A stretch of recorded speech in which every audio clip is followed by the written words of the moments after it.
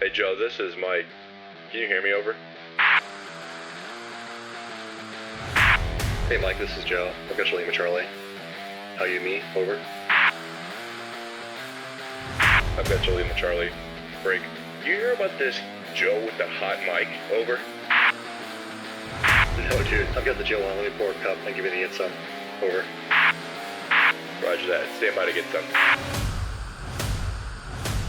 We had this, I was at this meeting where this general was speaking for a holiday luncheon, and there's this point where he's like, you know, hey, regardless of like, you know, your units are going to be of diverse people, right? Like people from different backgrounds, and you know, some farm boys from the South, and some, you know, informed, learned people from maybe also the South, but other places.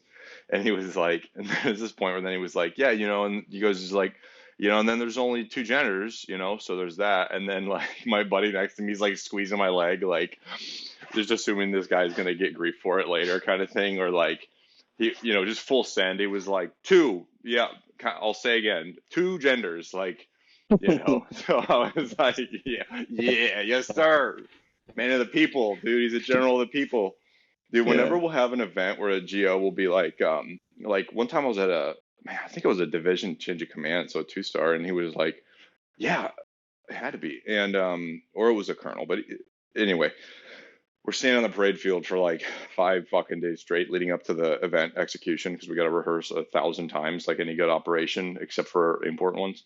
And so we're standing there in the formal ceremony, and the commander was like, hey, you guys, okay, you know, it's me, beep boop.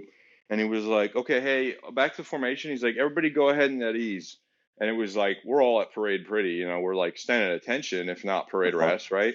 And he was like, yeah, no, like, did I stutter? Like, at ease, like, and the whole formation, everybody like looked lefty righty for like, I'm like, bitch, who is gonna be approving? Oh, and ain't nobody gonna fucking dog down the general. Like, don't look around for fucking, that's the boss's boss, dude. Like, and so everybody was like, relax. He was like, okay, hey, shake it out. He goes, rest. He goes, shake it out for a hot 30 seconds. And it was like, everybody like does the stutter step, look around, looky loo. And then it was like, he's like 29, 28, 20. And it was like, and then he was like, okay, hey guys, go ahead and go back to, you know, parade, whatever position we're at. And it was like, the people's general. And it was like, we're like, general, whoever. We're like, well, the people's we call him the people's general, you know. And it was like, man of people, dude. Like, he gets the Joes, dude. He gets the, this is troops, you know. Like, it's like, yeah. But, yeah, man, there was something else I was going to tell you from this morning. I forgot to text you, but, yeah, no, it's snowing here again, which is fun. And, you know, I don't think that the weather is actually predictable. I think we just pretend. Like, I think we just guess based off Farmer's Almanac. Oh, yeah. And it's all just a guessing game. Like, we talked about this, right? We were like, yeah, in the Air Force, like, you can't be wrong more than X times or they'll give you the boot, you know? You're like, civilian world, you just make that shit up all day. Like, you're like, yeah, it might be good today or bad. Back to you, Phil, about the sports things. Like, he's like, I'm a meteorologist. I'm a learned doctor. You're like, I don't give a fuck what school you quote unquote went to, because I ain't never fucking seen meteorology on the goddamn course catalog. So like, whatever SWO school whatever civilian SWO school you fucking made up, dude. I don't know where the goddamn University of Phoenix Stadium online, like. Yeah. No, yeah. It's funny because I think we talked about it before, right? Where like Oklahoma has a couple of schools in Oklahoma that are really famous for meteorology because of all the like severe weather. And then there's a couple schools in Texas as well. So back, I think I told you before, where back in RTC, a bunch of us were enamored by the prospect of the meteorology career field. Mm-hmm. Because one of our ROTC instructors was a meteorologist in the Air Force. And so he was like, he was like, oh yeah, like whatever he said, he made it sound really interesting. And so a bunch of these engineers put that down on their dream sheets for their commissioning year, right, including myself. So, because one of the draws, the benefits that we saw was that like, so like, oh hey, it's like, wait a minute, sir, it's like we'd graduate from this school and then immediately go into another university to do 2 years of meteorology because we don't know anything about meteorology. And he's like, yeah.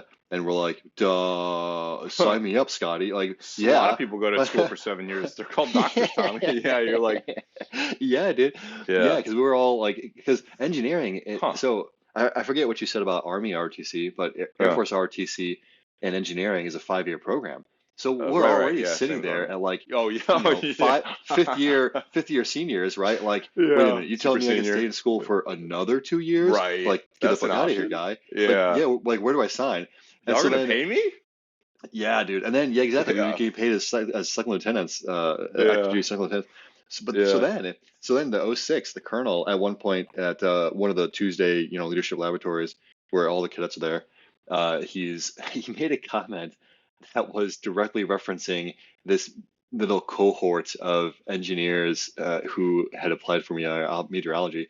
And yeah. so the comment that he made was, because he's talking about the selection process and like, Mm. whatever Air Force careers, and he's like, yeah, so when it comes time to fill out your dream sheets, be sure you put on career fields that you're actually qualified for. We had a whole bunch of people apply for meteorology, and they don't even have meteorology degrees, and we like all of our jaws dropped because Right. again, this like major who was a meteorology officer, Yeah. he'd been telling us this whole time, like, oh Yeah. yeah, I mean, the Air Force doesn't care. They'll send you to another school to Yeah. go get your meteorology degree. And Right. so now I'll never know if it was the case that the major was misinformed or that things had changed and that we really Yeah. were not qualified for that career field, that MOS, Yeah. or if the colonel just out of his hubris was like, "Well, I know better than these assholes," and like just Right. struck because Yeah. as a commander of the ROTC detachments, Yeah. you You're have like, the final like no, go back signature. to the whiteboard, bro. Yeah. Well, I mean, you sign off on all those things, and so Correct. Correct. you have Yeah. the authority to what do you call it, Swap some shit veto, down, dude. Yeah. like one line veto kind of a deal Mm-hmm. where it's like Yeah. just cross out those things, and Yeah. if you have a list of five, well, now you have a list of four, right? Yeah. So for Right. MOSs. So Yeah. so anyway, so we were all disappointed, but it ended Yeah. up working out in the end. Yeah. So it ended up working out in the end. I've Did got nothing anybody to end up complain going about. meteorology? No, no, because Yeah. our Everybody got because scared. Everybody fucking caved. Yeah. the other comment that the colonel had was, and oh, by the way, this university, like the one that we're at, uh, Yeah. doesn't even have a meteorology program. So why in the Yeah. world, Uh, it'd be yeah. like people applying for, fucking Air Force Yeah. band major, Right. conductor. It's like Right. there's no fucking band conductor course program Yeah. here at this university. Like what the hell are you guys doing? So Yeah. Dude, that's so so funny because ours was our PMS was like a nobody is allowed to put air defense artillery, ADA, like all these, anti-aircraft dudes, right? He was yeah, like, he goes, no, that was his thing. Yeah, he goes, no one. He was a signal guy. He was a comms guy. But he was yeah. like, no one's allowed to put ADA. I was like, what is this vendetta? And like, ironically, I went to one of the ADA like branch brief booths when I went to our summer training. And I was Uh-huh. like, not doing this. Yeah, no, but I was like, Uh-huh. this is anybody could do this. But anyway, but he was like, no one's allowed to put it. He goes, if you're putting it, I'm gonna let you go back to the whiteboard. Like, I'm letting you know it's not happening. He goes, I don't want to see it remotely close to your top five. I was like, there's like 17 basic branches or whatever that you get to have to rack detect, Oh. and they're like, hey, Uh-huh. you will likely get one of your top three. Oh, well, they preface it with like, hey, number one, shoot for the stars. Like, put the thing you want to do. He's like, regardless of if you're qualified or not, put it on there because that's your dream job. So do it. He's Yeah, like, yeah. two, put it in the real realm of possibility of happening. Right? They're like, hey, Mm-hmm. if you're an engineering degree, you want to go engineers. The way the engineer branch used to fill it, I think they do it similarly, but they were like, hey, for example, 200. If they needed 200 engineer officers that year, they would say 100 of those will have an engineering flavor degree, and the other Yeah. 100 we don't really care. We want a broad, diverse branch of leaders. And so they're like, hey, so like if you're an engineer and you want to be an engineer, like sure, put two because like you kind of got two sides of the coin. You might make it. They're like, but three, they go, prepare to be ready to do three for the rest of your life. They're like, pick a branch that like you will be okay with doing on a rainy day in the middle of the jungle. And he was like, but also fourth rule, don't fucking put ADA anywhere near those. And like, because I'm not signing it, bro. Like, he goes, and I'll tell the fucking general that. Like, it was like, he was like, so he was, and I don't know what his thing was, but he was like, and also don't ever call that a combat MLS. And it was just like this vendetta that he had. It was like he was like, you're basically a Boy Scout with a rocket launcher for planes. Like, and it was just whatever he had was like, I was like Yeah. 88. So, yeah, Well, it's hilarious and, he had a similar.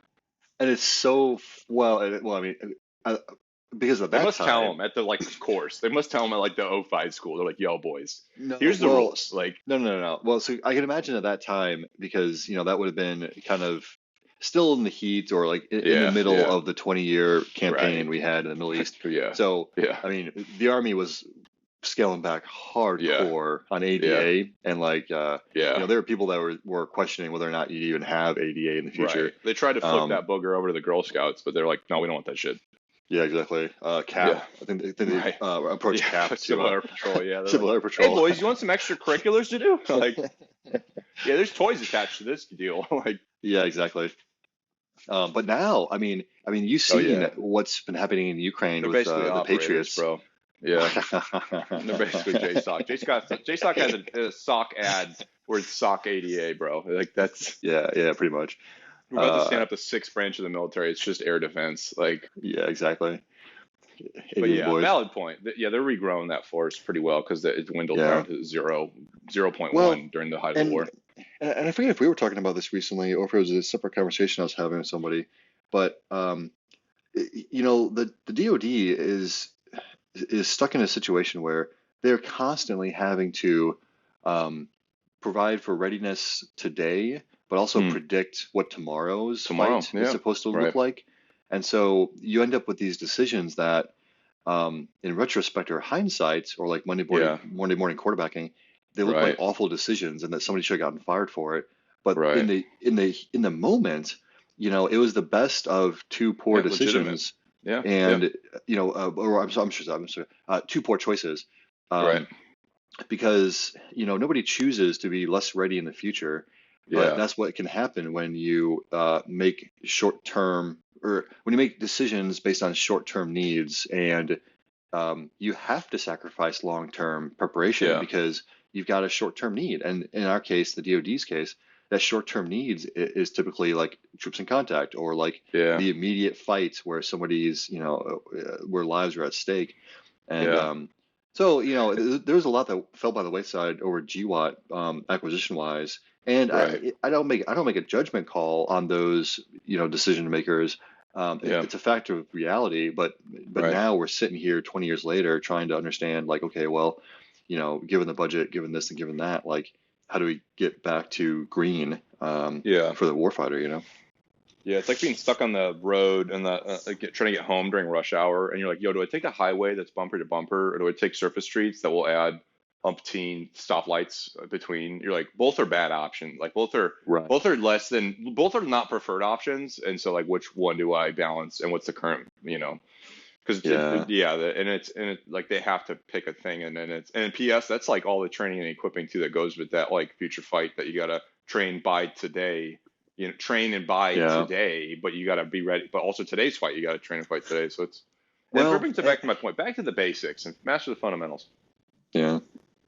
Yeah, man. And it's one of those things where during the Cold War, the Air Force divested of all of its humans. We basically sloughed off Huh? the entire human branch, human, Yeah. MOS, human Huh? enterprise within the Air Force, because at that time, the Air Force's mindset was like, well, we're buying all these satellites, like we would only ever continue to buy more and more technology, and so that's going to make like people obsolete. We'll be able to have the all-seeing eye in the sky, and we won't need humans anymore. And then roll around to 2001, 2020, 2002, and GWAT kicks off. It's like, ooh, Right. well, shit. And then they really never really recovered. Now they try to Mm. grow they tried to grow their humans back during GWAT, but I mean it was never the same, and it's never going to be Yeah. comparable to the Army's Right. humans, or DIA, or the other Yeah. IC agencies. And so now All it's like, the well, other what's the IC point? agencies. Yeah, Yeah. exactly. It's like, so now Right. it's like, what's the point, right? Yeah. And so there are other examples of mission areas like that across the services, and then the military working dogs is another one, right? Like, Yeah, yeah, that's a crazy one in my mind. I still can't believe, those yeah, decisions. yeah. Yeah, and it's also one of those interesting things where like it almost turns into these like the coal miners of West Virginia or like the steel workers of Detroit. We're like, yo, what do these guys do? Like who and then like how long did they like all the humans left? You know what I'm saying? That like remaining where you're like, hey, we basically deleted your branch, but like what's a job for you? Let's look at and they're like looking at a map like recruiting. You want to go recruiting, man? Like you know how to talk to people. It's like you gotta like start job crafting for them if they don't because they don't have it's not like they have so it's like those are interesting to see some of these branches sort of like, hey, what do we do like we had this dude. I was talking about the other day with a friend where like we have this functional area called it used to be called knowledge management.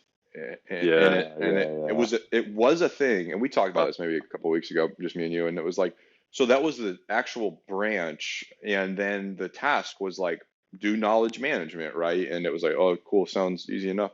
And then you look at like, okay, well, what does that look like though? What does success look like? What does failure look like?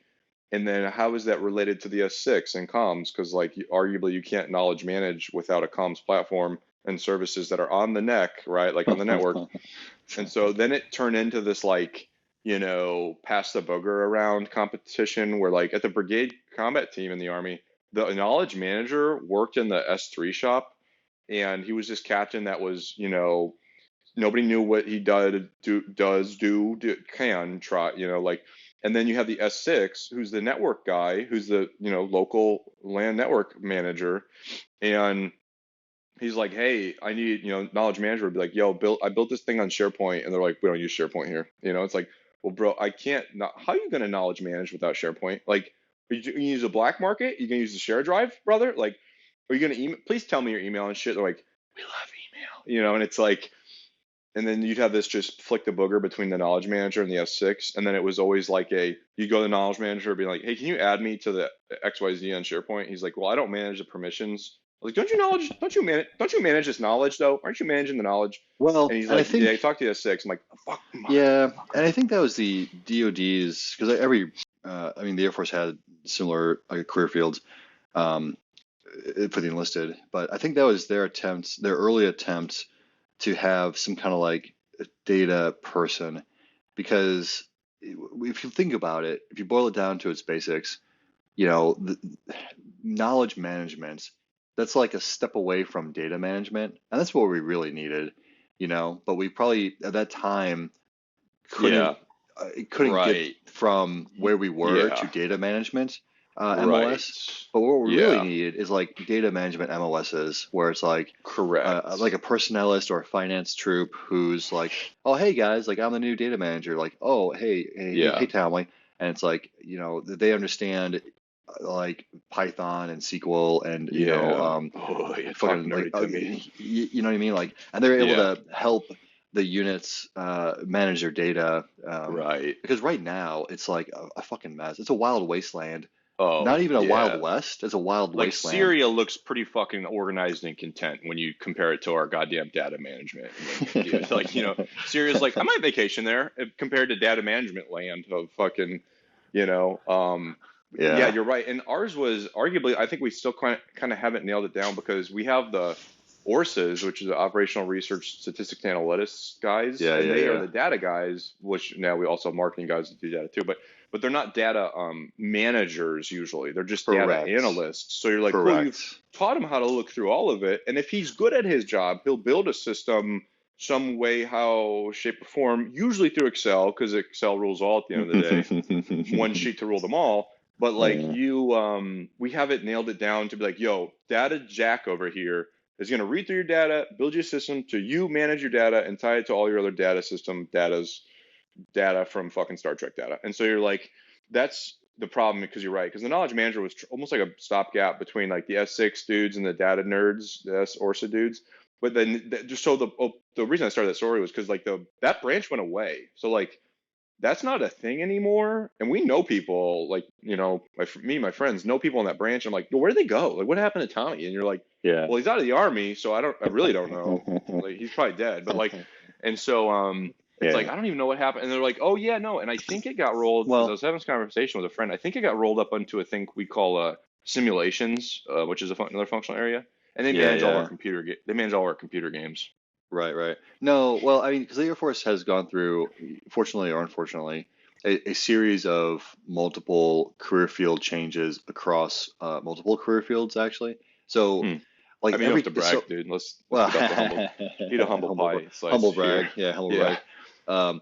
No, no. So, it was all these communities that I was either a part of or like closely Adjacent. tracking because of Yeah. adjacent to. So. Uh, the the enlisted um so the like quote unquote cyber, and I say quote Mm. unquote cyber career Yeah. field Yeah. because they went from like uh combined cyber operators who would do like offensive, like cyber Yeah. Like offensive or hacking defensive and operations, right. Yeah. and that was lumped in with the same group of people that would do base IT support. So like they'd be the Yeah. help desk that Next would come over stuff. to your Yeah. thing to help you. So those two career fields, that was one career field, and Huh. like there were barely even separate shreds within that career field, and Yeah. so then they split that singular career field into like five different shreds, and then they like peeled off some to be different career fields but kept the others in the so there was this like series of mergers and acquisitions Yeah. like within these within the enlisted career field for cyber, but then Right. the cyber officers also went through a similar transition after all, like a couple of years after this churn occurred on the enlisted side. A similar churn happened on the officers side for um, cyber officers, because so they're technically called cyber operations officers. But again, they were lumped in together with the people that would do the officers that would do like base IT squadron Huh. command, Yeah. managing all those, leading all those airmen who are doing your nipper and your phones and stuff, Right. as well as officers who were like leading offensive and defensive cyber operations. And Yeah. so then they split that career field into four, Oh. because why not, I guess. Yeah. Yeah. Well, I should say More is better, four. man. America. Duh. It, Like. it was four shred outs. So they went from a single Yeah. shred out to a single shred to four shreds. And I couldn't Nice. even tell. I can't even tell you what the four are because it's Oh, like, bro. why the Yeah. fuck are there four? Yeah. But in my experience in Intel, because in the Intel schoolhouse, we got a fire hose of all the different disciplines, Yeah. and the justification was because the schoolhouse is like 9 months long, and so the justification that the schoolhouse would provide us would be like, well, back in the day, the training, the Air Force Intel training, there were like multiple shreds. There was a shred for Air Force GEOINT officer, Air Force SIGINT officer, Air Force HUMINT officer, et cetera, et cetera. Huh. And at a certain point in time, back in like the early 2000s, I think, or at some point before I started training, Yeah. they merged right. They merged the career fields into one. Huh. But what that taught me though is that there's Nothing like is forever. No. nothing is forever, but it's always Yeah. cyclical because Yeah. Yeah. when I was in Korea, and I was sitting in for our squadron commander at this group commander group the group's squadron commander meeting, right? So it's the Oh, group commander, yeah. the 06, and he's got Yeah. all of his 05s, right? So Commander huddle. commander hurdle, right? So it's a weekly whatever, and so I'm sitting there for my 05, sitting at the table with his, so all these 05s were telling their boss, the colonel, they're like, oh, hey, Yeah. sir, so here's the deal, right? We all got together because the topic of the day was um, we we persistently don't have enough personnelists to sit at, or the squadron commanders were unsatisfied with the current support for the personnelists. Uh. Each um, the group had three personnelists, and there were two squadrons and the group that required personnel, right? So Yeah. hypothetically, they had consolidated all the personnelists up at the group at some point in Mm. time, And the squadron commanders were saying like, no, this isn't satisfactory because they don't work for us. And so when they are doing when they're late with my guys, package, Oh, yeah. I have no recourse because they don't work for me. Yeah. And so that was one of the things they said, right? Naturally. And so they're telling the boss, right, the colonel, hey, colonel, we all got together. And so here's what we think. We think that if we split up these personnelists, we send them back down to the squadron, and then we get to pick which personnelist comes to which squadron, and then we leave as personnelist of the group to service the group and their personnel needs. And the group commander, he's sitting there, he's politely listening to all his O5s, and he's sitting there politely listening, and then like his eyes are just like, his eyes just get big, and he's like, "Do you think I don't fucking know what you're doing? You want?" He's like, "You all." He's like, "Yeah, all right, we'll do that on the condition that I get to pick where the personnelists go." And they're like, "Well, no, I mean that's not going to jive with because we already came to an agreement." And he's like, "No, I know what you're fucking doing. You hate Sergeant Smitty. Like Sergeant Smitty is the worst goddamn personnelist in the entire of the Air Force, and you're gonna sit here and you're gonna tell me that you're gonna pick. I bet you, he's like, I bet you. Like, who ends up holding this fucking turd? It's me, right? Exactly. Let me tell you the punchline. Yeah. It's like, It's like, let me tell you the punchline. You're gonna leave me with a turd, and you're gonna recommend that you take these other two Shining Stars. Yeah. And they're like, well, I mean, we didn't really think of it that way. Some we guy's didn't crumpling up his notes, like, no, sir, no. That's shred this for me, honestly. Yeah, like, yeah. So he was like, so then he was getting animated because he's like, he knew because I mean he's a fucking colonel. He's like, he's like, do you think this is my first fucking rodeo? Like, he's like, he's like, I'm willing to entertain, putting the fucking personnelists back down the squadron or pulling them up to the group because you know what? At the end of the day, it doesn't fucking matter because in another couple of years, it's a zero. Well, first of all, it's a zero-sum game. You're absolutely right. Yeah. But he's like, in another couple of years, there'll be another bunch of assholes, convincing the next group commander that they ought to push all the personnelists up to the group. They don't want the baggage. Because they don't. And so, so that really impressed. And then. Ever since that moment in my career, and I was so thankful to have it because I wasn't supposed to be there. I was a sit-in for our commander who wasn't available that day because he was like on leave or something. Yeah. And so, but ever since I witnessed that, I see that so often throughout my just regular day. No matter what assignment I've had, no matter what topic it is, it's like, and that's why so many things flip-flop based on which commander is there at the time, because it's the classic story of like, hey, our flight has 2 sections. Do we need 2 sections or do we need 1 section? The next guy comes in, it's like, hey, we only have 1 section. This kind of seems weird. We should have 2 sections. And then like and so it's just so prevalent. And I just don't know how you get around it. Yeah, it's crazy too because it's all just a split cell merge cell game, right? In Excel, where like you'll be going through your fucking document, and you're like, I should split that. Well, actually, these cells might be better merged. And you're like, with the title set, and it's the same. You're right, because like, and we've done it, man. I mean, it doesn't matter what military history book you're going to pick up and read, you're going to see that compared, juxtaposed to today's force with whatever the flavor of the book is. Because like, bro, super similar meeting. I'm on brigade staff. So the colonel, right, Fulbert, his battalion commanders are sitting there, his lieutenant colonels, and they were like, hey, sir, commander's huddle, similar situation. I was like a scribe for some reason, probably clicking slides.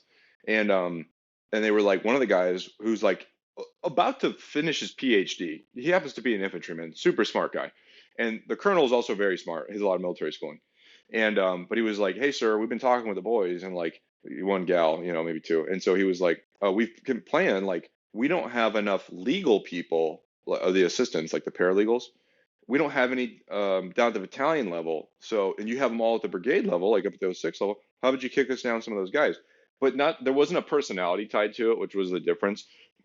Because also the battalions, like the battalions don't have a legal officer. So, like for example, a battalion's like 600 people, and it doesn't have a legal officer. Sometimes they'll have a quote unquote like case manager that works at the consolidated courthouse or whatever on their behalf for like prosecution and defense, both different people, but they don't work for the battalion commander by any means. And so they like work with him because they work, they're helping him process paperwork. But then Hmm. there's usually like one single or paralegal, if you have one, who's like an E4, E5 at the battalion level. And so they were like, hey, and not all of them had it, was also the point. But brigade has like a small section. Brigade has like a major that's a lawyer for the brigade that reports there every day at the brigade headquarters, not the courthouse, who like advises the colonel on all of his legalese stuff and like, staff stuff and like combat law, law and conflict, shit like that. And then he has like a small section of like maybe two or three guys or whatever, maybe like five. And they were like, hey, how about you kick us down one of those each, kind of thing. And then like, and he was like, hey, I get what you're saying. I just don't have the people to even spread that peanut butter evenly. And he was like, it's also sort of a zero sum game where like how is it going to be? He's like, please tell me how to be more effective if I have you have one paralegal all day every day instead of me having five consolidated managing efforts, managing priorities, and then cross loading workloads or whatever. So he's like, I get what you're saying, and I'm not disagreeing with you. He's like, I just don't think it's gonna make a difference really. Um, Yeah. and that's the same fight for like insert every, we call them low density MOSs, and that's the same for like every low density MOS where you're like, hey, I only have two mechanics, but like you have 10 up there. How about you give me two more? And even if you read like that one Korean war book AAR that I sent you a while ago, was like it talked about Yeah. this with the sustainment pieces where they're like, hey, Right. division, the two-star commander has all these trucks for moving soldiers around the battlefield. And Right. they're like, how about you give the infantry battalions and brigades those trucks? Because we're always waiting on division, which is echelons above reality if you're like a infantry company, like a captain commander. And you're like, Yeah. that's echelons above reality. Those trucks never get there. They're always late. They have problems of their own. They fucking fall off the road and all this other shit. And so like, and I'm sitting there reading this, and this is in like 2000 and I don't know, 16. I'm reading this paper, this book, 17 maybe. And I was like doing an actual exercise where we were waiting on the trucks from a sister brigade to get there. And that sister brigade reports directly to the division. Like there's a support brigade for the division. Yeah. And I Yeah. was Yeah. like, I have literally watched this come full circle, and like I couldn't agree more that they should be delved down to the lowest level that makes sense. And maybe it's like a seasonal thing, you know what I'm saying? Maybe it's like, hey, for this year out of this 2, 3 year cycle, you're going to have these guys, and then they're going to consolidate, and then they're going to do stuff. They got to do deep maintenance and all these other things. But like, yeah, that's the same problem we have with a lot of different, including engineers. We're like, we are this odd bastardized child at times where like back in the day it used to be that like the division had like an engineer battalion or like an engineer brigade depending on what your division was because there was no Mhm. fucking governance or regulation to cookie cutter units. And so you would have like 600 engineers or so up at the division level, which is like, I don't know, 20,000 people or whatever. And then be like, oh, hey, we'll support the whole division. And you're like, well, first of all, we don't literally have enough people to support the entire division for all the missions. So you got to prioritize. But then, too, what they did was like, then they kicked those out. They're like, oh, but you're always supporting like a maneuver guy, like an infantry battalion or, a cavalry squadron or like a fires battalion. So we'll kick you down to the brigades, to the colonels, so they can manage you and move you around the battlefield as they need because you're always supporting them. And you're like, cool. So now instead of having a consolidated effort of power up top with the asset, now you dilute it down and you degrade overall effectiveness because you're less in numbers. You can't amass, right? You can't amass that effort or that asset. Right. And so we still are in this literal fight right now, which, spoiler alert, when we will likely swing the other way and we'll go back to consolidation.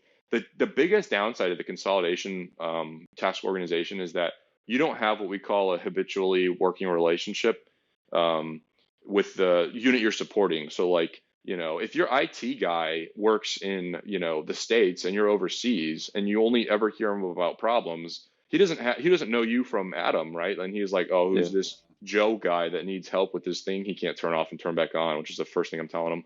And you're like, hey man, like, but if your IT guy works in your office, and even though you don't need help every day, you still see him, you still say hi, you guys get coffee together, whatever.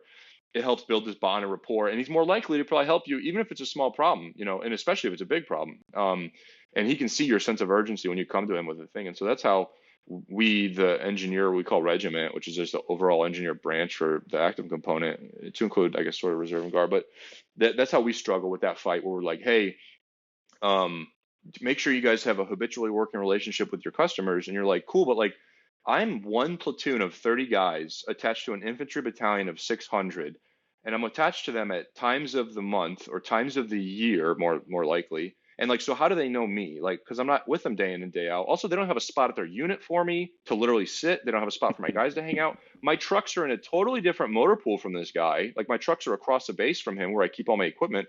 We PT at different areas because we live in different areas for our unit headquarters. And so, like, sir, how do I facilitate this? They're like, well, you should be present at all their meetings. I'm like, cool. But you know what? That poor lieutenant, because it's lieutenant in charge of the platoon, has to be at the infantry battalion training meetings and the engineer battalion training meetings, because the infantry battalion is his customer. He needs to support all their training going on, i.e., he needs to insert himself and be aggressive into supporting his customer, even if they don't ask for customer support. Because that's just, the infantry doesn't know shit about engineers, and we have to, it's not their problem. Like, they should, if they're good, they know a thing or two, but we're still the subject matter experts. And then two, he's got to sit on the engineer meetings to know that when all the times he's not training with infantry, that he actually has resources to train back at home and facilitate his regular engineer training that he can kind of only do without infantry, just because you're like the afterthought with infantry, and you're like, the first firecracker that starts a fireworks show for 4th of July. You're not the main effort. Like, so you can't have him living with infantry, sleeping with infantry every day, day in and day out, and still have them be effective engineers. Because eventually, and even if they're good, they'll just turn into infantry. That's what's going to happen. Like, if you let all these tanker pilots, bro, hang out with F-35 pilots, like, and they're like, hey, what do you do? Yeah, I'll get on the sticks. And you're like, next thing you know, you just fucking made a guy did another fighter pilot. And you're like, the tanker's like, I don't want to go back to that shit. That's pogue shit. Like, and and then you're like, bro, what the fuck? You're like, no, man, the tankers support the fighters when they need it, but they don't hang out with them. Don't let them fucking shower together either. And like, don't let them live together, because they're going to get a taste of the honey, and they're not going to want to come back to the fucking, the home mothership. And we struggle with that with a lot of these, like field artillery is another one, sustainment's another one. Now the cyber and EW and SEMA and all these, whatever we call it this month, because we're the same exact identity crisis. The Air Force did with that. We're still fighting through it. So it's like, that's the same with those low density guys. Where like, you want them around to know how to best support you and be there. But then if you let them hang around too much, they'll be another infantry trigger puller. Well, and it goes back to the comment that the conversation we were having the other day about people playing StarCraft, right?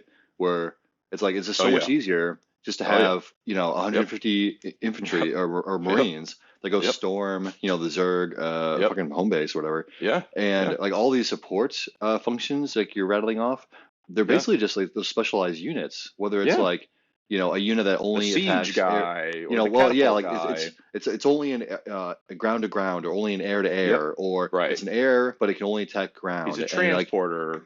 And so you have to but it's all about combined arms, right? So whether it's like back in the day, Napoleon's era, with infantry and cavalry and artillery, or it's present day where you've got infantry and 9,000 MOSs. Exactly, dude. And so if you think about it from that perspective of like a systems perspective, at the end of the day, the organizational piece is really just how much flexibility do you want into your deployment schema. So if your units are divisible into small enough blocks, then hypothetically you can have a force package that's sized for the need. So whether it's like a couple of companies that go and do something because they're task organized with a couple of platoons underneath them or whatever, or it's like a whole division that, again, like everything under the division is task organized, and supporting the main effort, right? So really, it's just about like how divisible do you want your forces to be for the size of the conflict you want to engage in.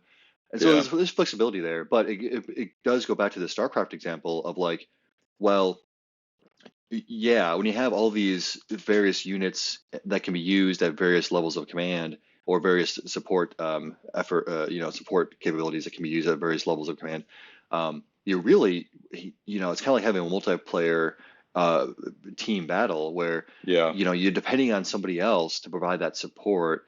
And if you don't know that person, then it's going to be challenging. And if you have an exercise with them, it's going to be challenging. And I think that for as much as it can appear to be, chock full of challenges and like insurmountable, differences and stuff, I think that we still probably do the best in the world in terms of working together, because we do all have a joint vocabulary, even though we may or Yeah. may not use it all the time. Right. We at least have like joint doctrine or joint pubs to lean back on and say, hey, Yeah. when I say, target, this is what I'm talking about, and everyone Yeah. understands. And Yeah. then also um, I think because we do sort of have such a high turnover rate in terms of PCSs, most folks typically tend to, whether it's Army PCSs or like joint force PCSs, there's enough people with like enough of the right experiences that really we even when the shit hits the fan and like things are getting hot and hot and bothered, but generally speaking, we don't have like massive Yeah. failures. That British documentary I sent you about the British Army, they would have these like unit, regiment,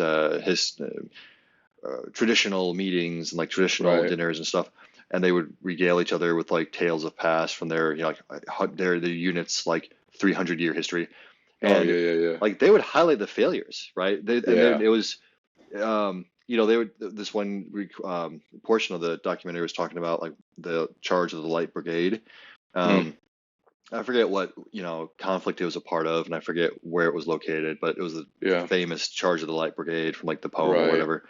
So, Yeah. anyways, it was this insanely insanely grievous like mistake that was made on the battlefield that resulted in like massive loss of life. And Yeah. so like these inheritors of this history were sitting there in this table like telling each other stories of and like this British officer is like explaining this to all the regiment in the traditional way or whatever, and he's like, yeah, so it all boils down to when we need to go, we need to go, but we try not to muck it up like we try not to muck it up anymore, like they're basically Yeah. like acknowledging the fact that they made a mistake. Right. But like I said, like go back to present day, I think maybe what gets hammered on in Air Force professional military training was Operation Anaconda, um, Hmm. and I forget the Like Civil details. War? No, like GWAT, like Oh, 2000, yeah, like Iraq, I think, four. or Yeah, Afghanistan. like Yeah, one whatever of those whatever. two for It was sure. early on Yeah. in the conflict, and Yeah. Yeah. Yeah. and it was a case where like I'm gonna butcher the details, but I think it was Sure. something like the air support wasn't pre-coordinated. Hmm. Ground forces became surrounded. Their troops in Yeah. contact. Call for air support.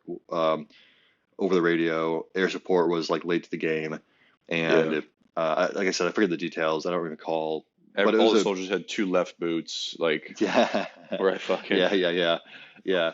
So there's something something significant happened and I should know more, I suppose, because Yeah. it was really hammered on at like every level of PME, but Yeah. in any case, it was viewed as a failure.